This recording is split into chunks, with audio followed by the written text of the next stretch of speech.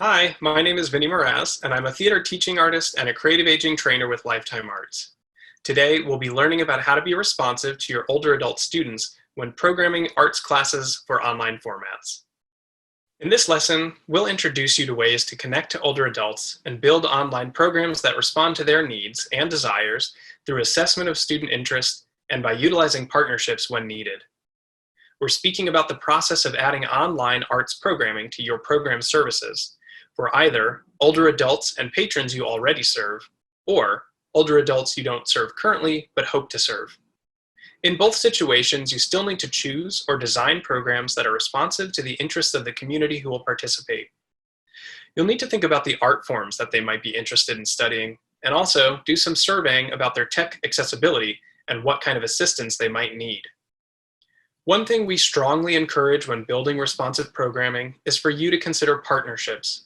We particularly recommend honoring any partnerships that you may have developed previously for in-person creative aging programs. Partners that already serve older adults, like senior centers or continuous care retirement communities, will be the connector between your organization and older adult participants. However, keep in mind that some senior serving organizations are stretched very thin, and they may not have the capacity to prioritize online arts programming. Reach out to discuss ways in which your combined efforts might serve older adults in the community. Be patient and adaptive, and respectful of their limited resources. It may be a good idea to reform partnerships or create partnerships with new organizations, with the idea that you are working in collaboration with your senior serving partners and in service of older adults. At the end of the day, a partner's relationship to the older adults in their community will be what connects you to the students, and your partner's knowledge and experience about how to reach out to them is invaluable. If staff needs encouragement, you might offer gentle reminders about how arts programs can ease social isolation, and art skill development can ignite a sense of purpose and creativity for people. Now we're going to move on to some more tips around the prep and planning for online programs. Be aware that moving programs online may require more prep time due to the steep learning curve for all involved. Additionally, starting a new online program can be more challenging than moving an existing program that was in person to an online format. The high-touch engagement with students and partner organizations cannot be underscored enough. When reaching out to potential participants, utilize systems beyond online advertising. Surveying your potential students is key. You can survey via email or phone calls, but in either approach, check in on the older adults' general well-being first, and then do a survey with them about what they may be interested in learning and the format that would work best for them. Also, ask about their tech capacities. What do they have access to, and/or what do they need access to? Based on this surveying, you can begin to determine the best format for your program and the best day and time for your synchronous class.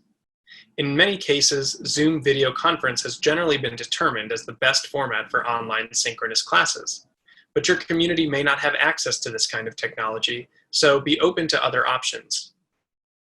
Surveying older adults about the art forms they may want to study is always important. However, before you do that, make sure to think about what art form options can be done well in the format you're considering using. Some things to think about are, what are the art forms that work best in an online format? What teaching artists are you connected to that might have experience delivering an online program or are willing to learn?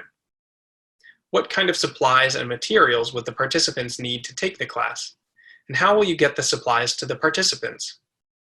And generally, think thoroughly about the options that you might offer that can be fully supported by your organization, and only offer art form options in the survey that your organization can support. Additionally, be cognizant of the community that you are serving.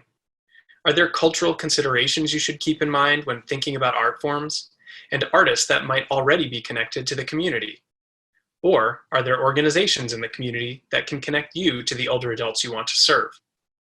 As a reminder, online programs should always be offered in the language of the people who are utilizing it. So do your research, get to know the folks you want to serve.